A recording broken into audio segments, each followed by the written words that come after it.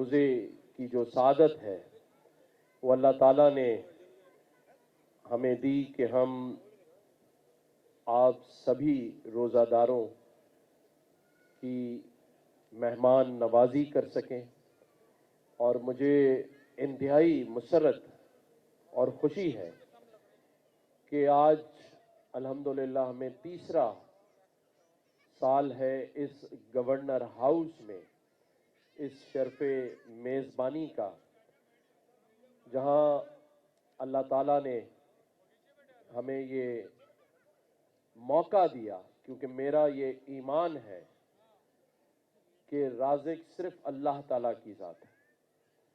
آج اگر جو یہاں ایک ایک شخص، بہن، بھائی، بزرگ، بچہ، بیٹا، بیٹی بیٹھے ہیں، ان کا رزق اللہ تعالیٰ نے یہاں لکھا ہے، اور اللہ کی ذات کے علاوہ کوئی کسی کو رزق دے ہی نہیں سکتا، کھلا ہی نہیں سکتا، بلکہ جو کھلانے والا ہے اسے بھی اگر اللہ نہ چاہے تو وہ خود بھی نہیں کھا سکتا۔ یہ میرا ایمان ہے، اور اسی ایمان کی بنیاد پر ہم ہر سال یہ اہتمام کرتے ہیں، اور آج بھی دوسرا روزہ افطار الحمدللہ اللہ تعالیٰ نے یہاں گورنر ہاؤس میں کروایا ہے۔ میں صرف آپ سے اس قرآن دازی سے پہلے ایک دو باتیں کہوں گا کہ آپ سب جو لوگ ہیں یہ اس پاکستان میں رہتے ہیں، اور پاکستان میں اکثریت ہمارے مسلمان بہن بھائیوں کی ہے۔ ویسے تو اقلیتی جو لوگ ہیں وہ بھی ہمارے بہن بھائی ہیں، اور میں نے تو ہمارے اس افطار میں جو ہماری کالونی میں ہندو، عیسائی، سکھ رہتے ہیں ان کو بھی میں نے دعوت دی ہوئی ہے، اور ان کی بھی ٹیبل یہاں لگی ہوئی ہوتی ہے، اور وہ آ کے افطار بھی کرتے ہیں۔ لیکن ہم سب پاکستانیوں کو دنیا کو ایک اچھا مسلمان ہونے کا میسج دینا ہے، اور جو اس رمضان کا نام ہم نے گورنر ہاؤس میں اتحاد رمضان رکھا ہے، یہ اتحاد رمضان اس لیے رکھا ہے کہ اس وقت پاکستان کو جس چیز کی سب سے زیادہ اشد ضرورت ہے وہ آپس میں اتحاد ہے، اور اگر ہم سب اتحاد سے اس وقت کو، جو کہ مشکل وقت ہے جس سے ہم گزر رہے ہیں، تو یہ وقت گزر جائے گا، اور میرا یہ ماننا ہے کہ انشاءاللہ تعالی پاکستان میں استحکام ضرور آئے گا۔ پاکستان معاشی طور پر اپنے پیروں پر ضرور کھڑا ہوگا، کیونکہ اس ملک کو اللہ تعالیٰ نے لاکھوں قربانیوں کے بعد اسی مہینے رمضان المبارک میں 27ویں شب کو ہمیں دیا، اور جب رمضان المبارک میں یہ ملک ہمیں ملا ہے تو میرا یہ بھی ایمان ہے کہ دشمن کی 100 میلی آنکھیں اس ملک کا بال بھی بیکا نہیں کر سکتی۔ الحمدللہ دشمن لگا ہوا ہے، 77 سالوں سے لگا ہوا ہے، اور وہ اس کوشش میں ہے کہ کسی طرح سے اس ملک کی سرحدوں کو کمزور کیا جائے، اس ملک میں بھائیوں کو بھائیوں سے لڑایا جائے، لیکن ہر بار اسے ناکامی کا سامنا صرف آپ لوگوں کی آپس کی محبت، اتحاد کی وجہ سے ہوتا ہے، اور میں یقین سے کہہ سکتا ہوں کہ آئندہ بھی اسے ہر صورت ناکامی کا سامنا کرنا پڑے گا انشاءاللہ تعالی۔ کچھ مسائل ہمارے ملک میں اور خاص طور پر اس شہر میں موجود ہیں، کیونکہ میڈیا کے دوست یہاں موجود ہیں، تو میں ضرور وزیر اعظم پاکستان کی توجہ اس شہر کراچی کا جو سب سے بڑا مسئلہ اس رمضان المبارک میں شروع ہو گیا ہے، اور وہ یہ ہے کہ میرے ہزاروں بہن بھائیوں نے गवर्नर हाउस टेलीफोन कर और हमारी जो उम्मीद की घंटी दरवाजे पर लगी हुई है उस पर ये कहा है कि गैस नहीं आ रही है। चूल्हे रमज़ानुल मुबारक की सहरी और इफ्तार की तैयारियों में बहुत मुश्किलात का सामना है। तो मैं वज़ीर आज़म पाकिस्तान से भी कहूँगा कि वो फौरी तौर पर इस तरफ नोटिस लें और जो एमडी सुई सदरन है मैं उनको भी वाज़े तौर पर ये कह रहा हूँ कि आप फिल फौर ये जो गैस की बाआसानी सप्लाई है इसको जारी और सारी रखें। कम से कम सहरी और इफ्तार के टाइम पर गैस जो है वो मुसलसल आनी चाहिए ताकि लोगों को रोज़े रखने में और सहरी करने में मुश्किलात का सामना ना हो। इसके साथ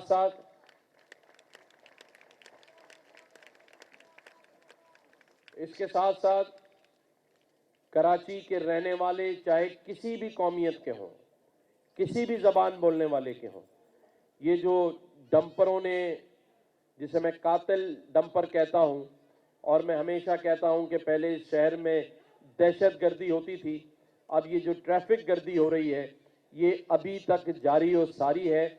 जबकि मैंने ये भी ऐलान किया है कि अब तक इस डंपर की जद में आकर जो शहीद हो गए हैं, मैं उनको शहीद कहता हूं, कुचल गए हैं, उनको एक एक प्लॉट जो है वो हम बिल्डर की जानिब से यहाँ देंगे इंशाअल्लाह ताला। लेकिन ये जो शहादतें हैं और ये जो लोग डंपर तले कुचले जा रहे हैं ये नहीं चलेगा।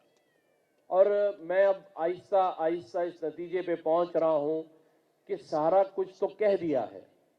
डंपर के आगे आने की भी मैंने बात की, उसके बाद मजाक उड़ाया गया, उसके बाद डीआईजी ट्रैफिक को मैंने कहा, फिर मैंने chief justice Sindh high court को 2 खत लिखे, फिर मैंने एक खत चीफ मिनिस्टर सिंध को लिखा कि इस पर कमीशन बनाए। लेकिन कल भी फिर वाकया हुआ, एक शख्स जान से चला गया, पहले रोजे पे चला गया, और ये सिलसिला जारी और सारी है।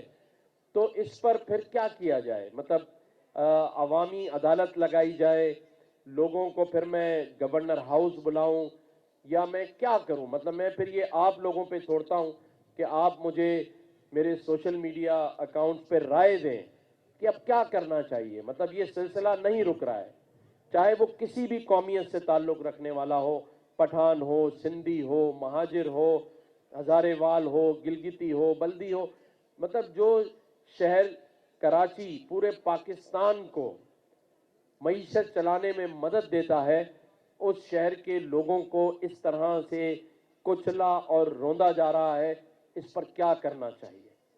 तो ये मैं ज़रूर आप लोगों से आपकी राय का मुंतज़िर रहूँगा। एक और वाक़या जिसका मैं जिक्र करना चाहता हूँ, कल मैंने कई टीवी चैनल्स पर, देख तो मैं 2-3 दिन से रहा था, लेकिन कल मैंने बाकायदा तौर पे एक वीडियो क्लिप देखा है। एक शख्स कराची का रहने वाला, ऑल्टो गाड़ी है, और आगे आकर एक जीप, बड़ी जीप, उसके साथ एक पीछे फॉलो में चलने वाली वीगो, उसमें से लोग उतरते हैं असले से लैस, असले की नुमाइश के साथ 8-10 लोग उतरते हैं, और मेरे इस शहर कराची में रहने वाले उस मासूम शख्स को उसी की ड्राइविंग सीट पर मारना लातों और घूंसों से शुरू कर देते हैं। अब मैं इस पर कोई सख्त बात करूंगा तो बहुत लोगों को बुरा लग जाएगा, रमज़ान का महीना है, लेकिन मैं ये ज़रूर कहूंगा कि ये बदमाशी नहीं चलेगी, ये दहशतगर्दी नहीं चलेगी, ये लावारिस शहर नहीं है। आज के बाद कोई शहर में आके असला हाथ में लेके मेरे किसी मोटरसाइकिल सवार, मेरे किसी शहर की छोटी बड़ी गाड़ियों में रहने वालों के अगर दरवाजे के करीब भी आया तो खुदा की कसम मैं नहीं छोड़ूंगा उसको, बदमाशी नहीं करने दूंगा। یہ کوئی طریقہ ہے کہ کوئی اپنی بیوی کے ساتھ بیٹھا ہے گاڑی میں، آپ اس کو مارنا شروع کر دیں اس کی بیوی کے سامنے؟ کوئی موٹر سائیکل سوار اپنی ماں بہنوں کو ساتھ لے کے جا رہا ہے، اگر آپ کی گاڑی کے آگے سے گزر گیا ہے تو آپ دہشت گردوں کی طرح گاڑی سے اتر کر اسے مارنا شروع کر دیں؟ یہ نہیں چلے گا۔ میں اپنے تمام شہر کے لوگوں سے کہتا ہوں، اگر آئندہ کوئی تمہارے ساتھ اس قسم کی بدماشی کرے تو تم سیدھے اس گورنر ہاؤس چلے آؤ، پھر میں تمہارے ساتھ بیٹھ کے جاؤں گا گاڑی میں۔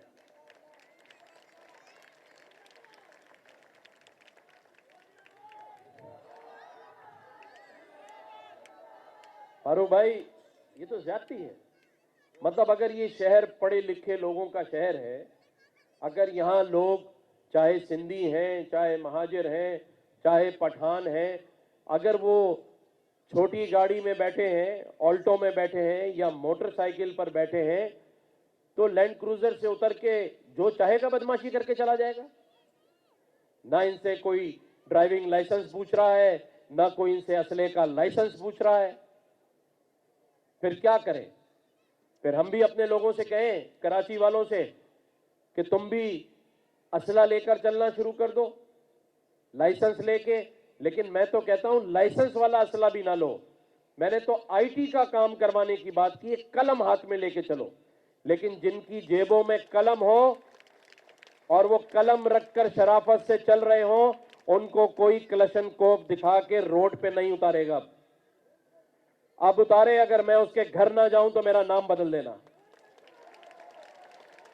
پھر میں دیکھتا ہوں کس کا ماموں ایم پی اے ہے اور کس کا ماموں ایم این اے ہے۔ بہت سارے M P A M N A ہماری پارٹی میں بھی ہیں، لیکن کوئی کلشن کوپ لے کے نہیں چل رہا ادھر۔ اور میں شکریہ ادا کرتا ہوں سندھ گورنمنٹ کے چیف منسٹر مراد علی شاہ صاحب کا کہ انہوں نے اس پہ نوٹس لیا ہے، لیکن ابھی صرف ان کے گارڈ گرفتار ہوئے ہیں۔ سی ایم صاحب، میری آپ سے درخواست ہے کہ جنہوں نے یہ حرکت کی ہے ان کو قانون کے کٹہرے میں لے کر آئیں، ان کو قرار واقعی سزا ملنی چاہیے، روڈ پہ کھڑے ہو کے ان کی بھی پٹائی اسی طرح ہونی چاہیے۔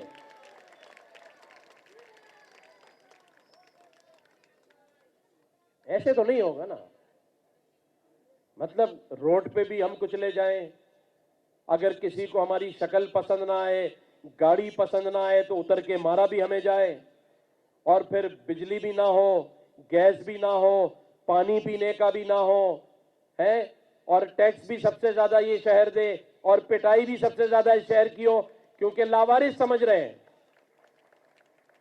لاوارث نہیں ہے، اور نہ ہی خاموش رہیں گے، ہر چیز پر آواز اٹھائیں گے، ہر چیز پر حق اور سچ کی بات کریں گے۔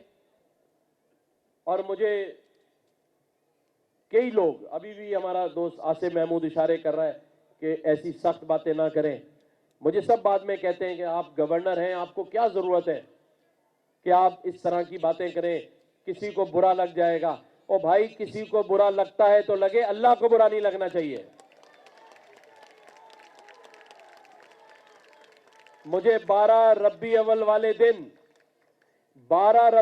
والے دن جو کہ میرے پیارے نبی کریم صلی اللہ علیہ وسلم کا پیدائش کا دن ہے، اس دن اللہ تعالیٰ نے اس منصب پر بٹھایا ہے، میں خاموش نہیں رہوں گا۔ میں غریبوں کی، مسکینوں کی، اپنے بھائی بہنوں کی، بزرگوں کی، نوجوانوں کی آواز اٹھاتا رہوں گا۔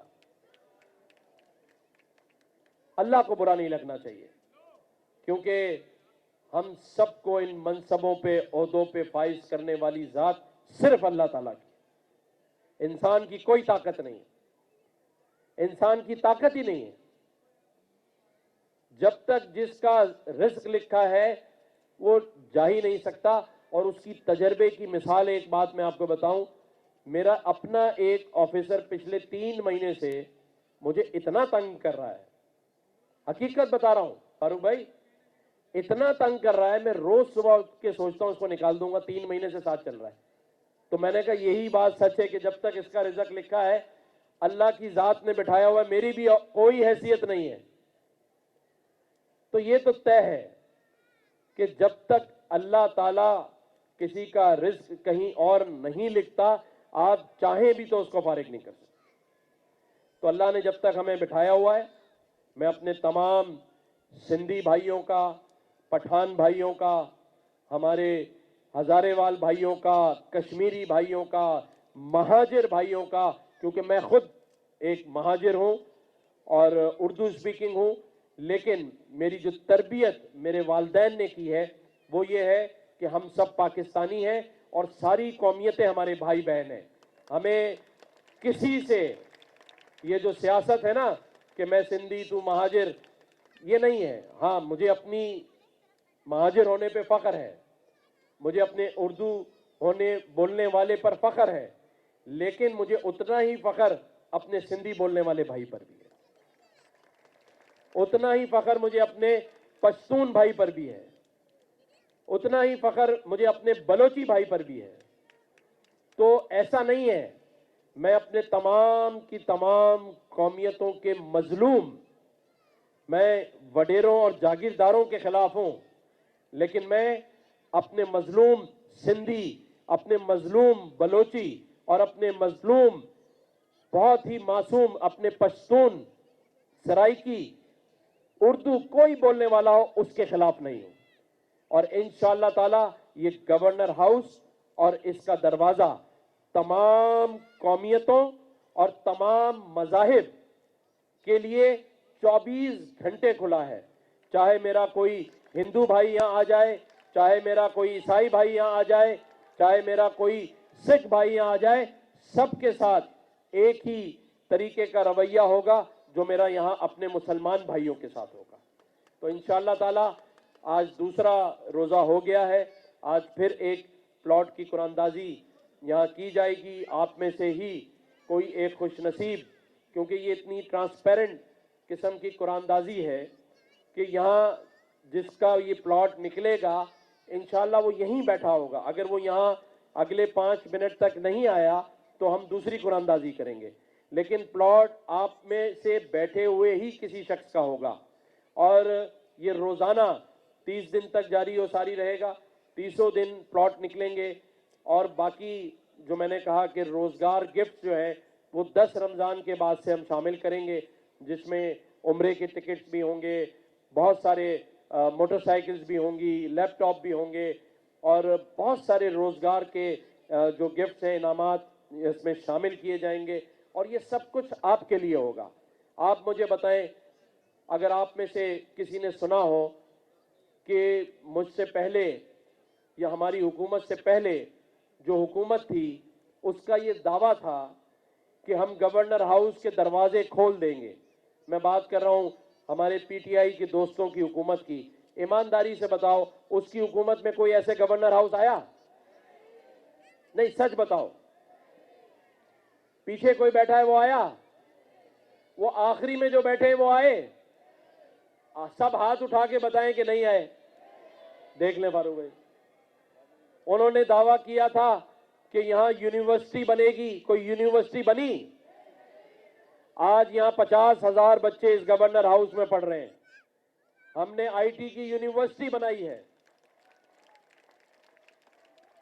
یہاں ہم راشن بانٹتے.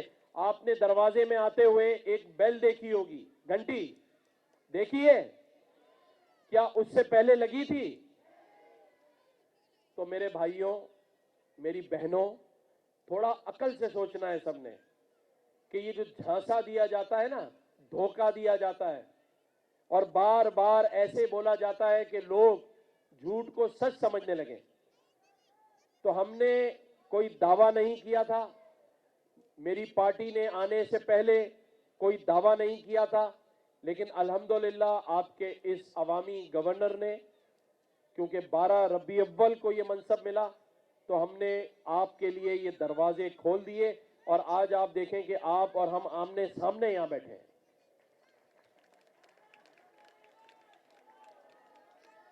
ایک آخری بات میں کر لوں, یہ ہمارے لوگ جو ہیں وہ قرآن اندازی والا ڈبہ یہاں لے آئے. آخری بات صرف میں کرنا چاہتا ہوں کہ اس وقت اس ملک کو دشمنوں نے اپنے نرغے میں لیا ہوا ہے. हमारी अफवाज पाकिस्तान अपनी उस लड़ाई को खवारिज के साथ लड़ रही है और अफवाज पाकिस्तान अपने लोगों की शहादतें दे रहा है। मैं आप सबसे ये कहूँगा कि अपनी अफवाज पाकिस्तान के लिए हमने दुआ करनी है। अफवाज पाकिस्तान के लिए क्या करनी है? इसलिए कि वो दुश्मनों का मुकाबला कर रहे हैं। हमारी सरहदों पर जवान, हमारे सिपाही, फौजी भाई शहीद हो रहे हैं, लेकिन वो इसलिए लड़ाई लड़ रहे हैं कि आप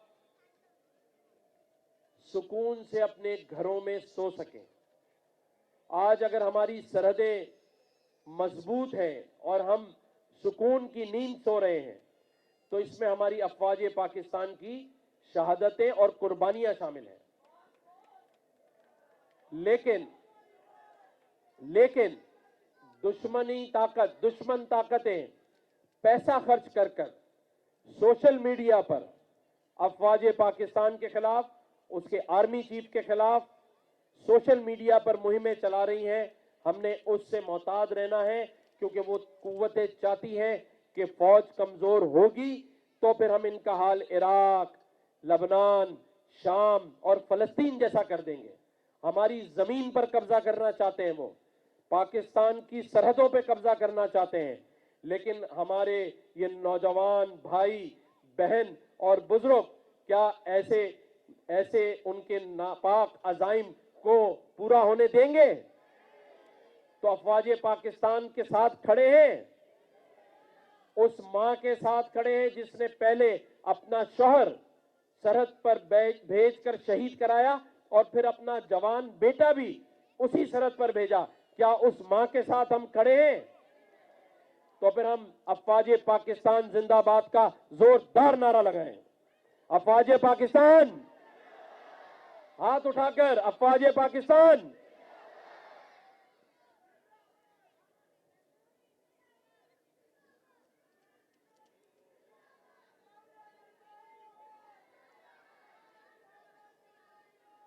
मेरे ख्याल से कुरानदाजी के लिए मैं डॉक्टर फारूक सत्तार भाई से गुजारिश करूंगा कि वो आज के खुशनसीब बहन या भाई का ऐलान करें, इसको हिलाकर एक पर्ची उठा लें और उस पर नाम पढ़ें। चलें जी, आप सब लोग इसी तरह से बैठे रहिएगा, थोड़ा सा वॉल्यूम दीजिएगा।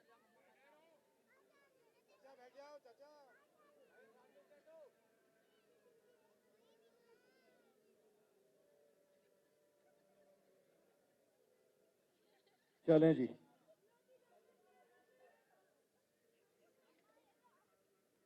डॉक्टर साहब आप ही खुद ही है sir. Tahir Hussain Munir Ahmad, son of Munir Ahmad, Tahir Hussain वल्द Munir Ahmad. मैं फोन नंबर बताऊं या काफी है?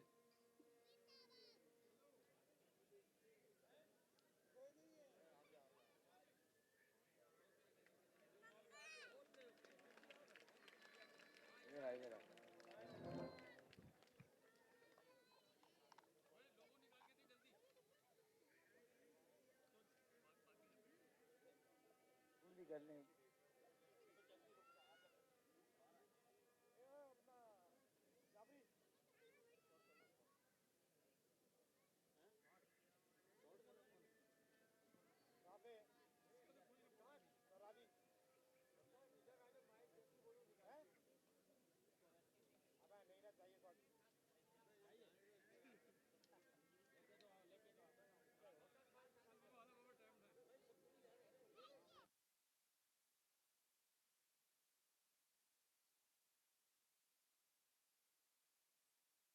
दूसरे दिन उसका निकल आए।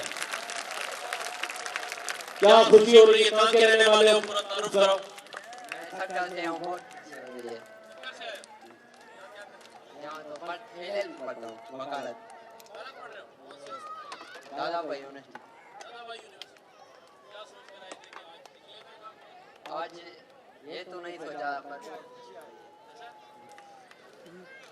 बहुत खुशी हो रही है کیونکہ اللہ تعالیٰ نے اس کا اپنا ذاتی پلاٹ کراچی میں اسمارٹ سٹی میں جو اسمارٹ سٹی پروجیکٹ کراچی میں بن رہا ہے اس میں ان کا پلاٹ نکلا ہے. اور آپ سب نے نا امید نہیں ہونا ہے کیونکہ ابھی 30 دن ہے.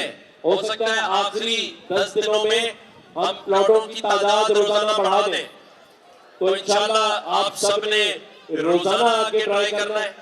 اور جس طرح اس خوش نصیب کا پلاٹ نکلا ہے اپنا پورا نام بھی بتاؤ اور اپنی خوشی کا اظہار بھی بتاؤ سب کو. میرا نام طاہر حسین ہے اور میں ڈھکا سے یہاں پر پڑھتا ہوں. اور میرا والد جیسے مدینے ہے اور 2 بہنیں 2 بھائی ہیں.